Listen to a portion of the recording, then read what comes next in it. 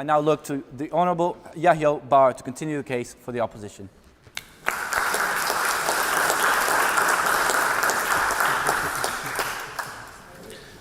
Thank you. This debate is about whether the Middle East is suitable or unsuitable for Western democracies. Well, let's start with the easy part.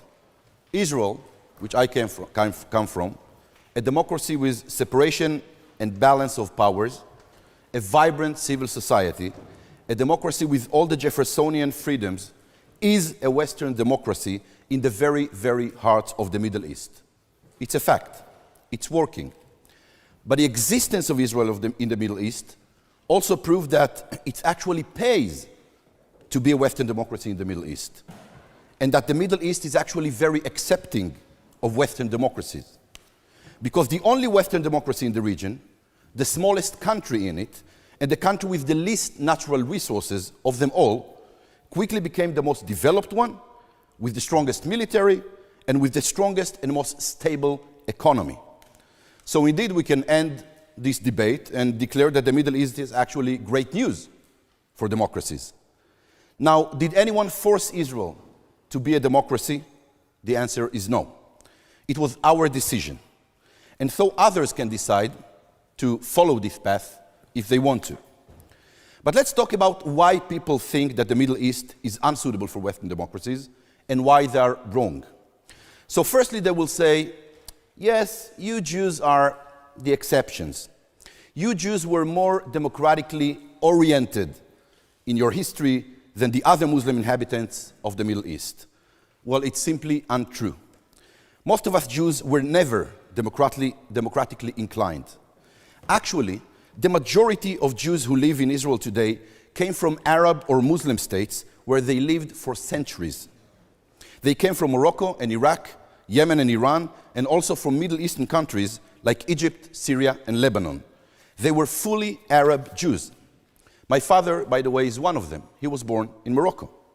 The vast majority of the rest of the Israelis, including most of Israel's founders, came from non-democratic states in Eastern Europe and from communist Europe. They had never witnessed a single day of democracy in their life. However, they decided to establish the State of Israel as a democracy from day one. So the excuse of we never used to live in a democracy is out.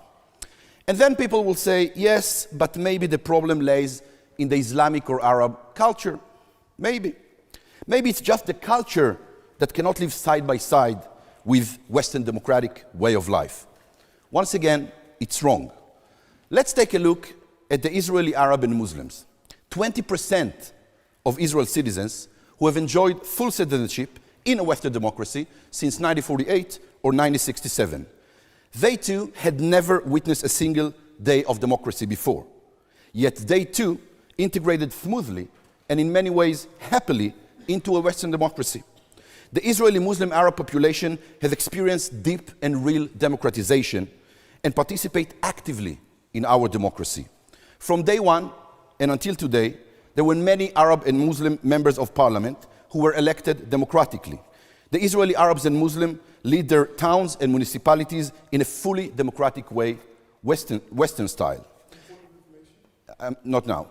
As the Deputy Speaker of the Knesset, or as the Israeli Parliament, I can tell you that the Israeli Muslims and Arabs today are true part in Israel's vibrant democracy, despite of the cultural differences we have from each other, which proves that if a Western democracy is offered to Arab and Muslims in the Middle East, they are adopting it while fully keeping their culture. So it's not really about culture. But then people will say, okay, maybe simply it's about the will. Maybe in the Middle East they just don't want to live in Western democracies.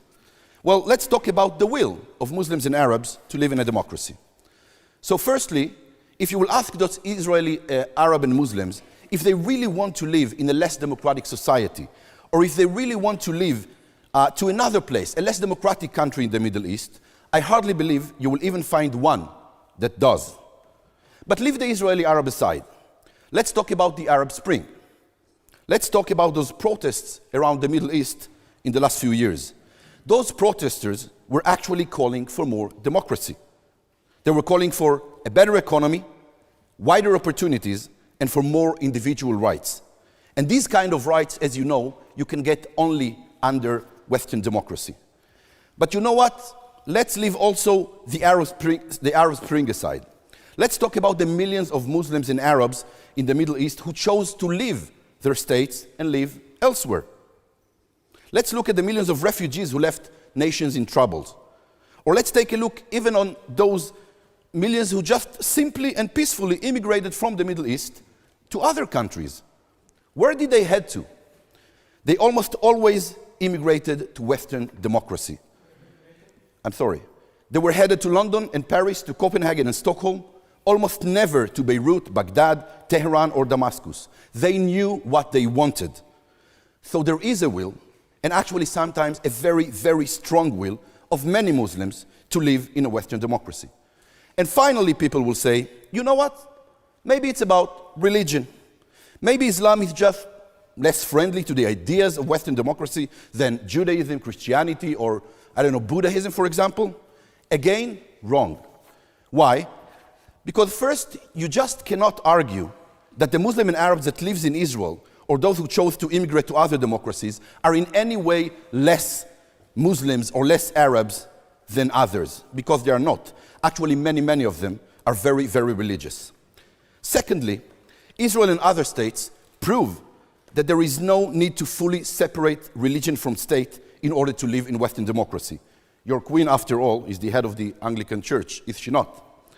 Israel and others prove that even if you have a huge commitment and respect to your religion, even if you want your Torah, Halacha, the New Testimony, or Sharia to be deeply reflected and rooted in your day-to-day life, in your legislative bodies, and in your culture, you can still do it in a Western democracy. Actually, in some fields in Israel, religious law even have a monopoly.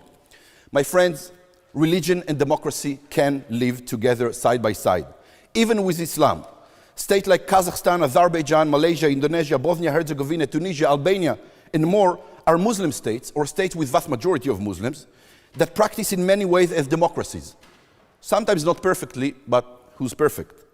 Tunisia, by the way, already stands out. Sheikh Ghanouchi may be setting the stage not only for democratic Islam in Tunisia, but rather across the Arab Middle East. Just last month, and quite consistently, Iraq and Lebanon held relatively free and fair democratic elections. Iraq and Lebanon.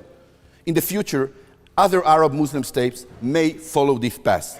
In fact, even in Morocco, Algeria, even in the Gulf and Saudi Arabia, are slowly making reforms, which shows that the region and its people have a desire in adopting true Western democracy, or at least Western democratic principles. It will not happen tomorrow, but it's a process and it's a trend. You cannot deny it. So it's not about your nature or habits or culture, and even not about your religion. It's about making a decision to live in a way that empowers the individual role in the society. It's a matter of granting more natural rights to people.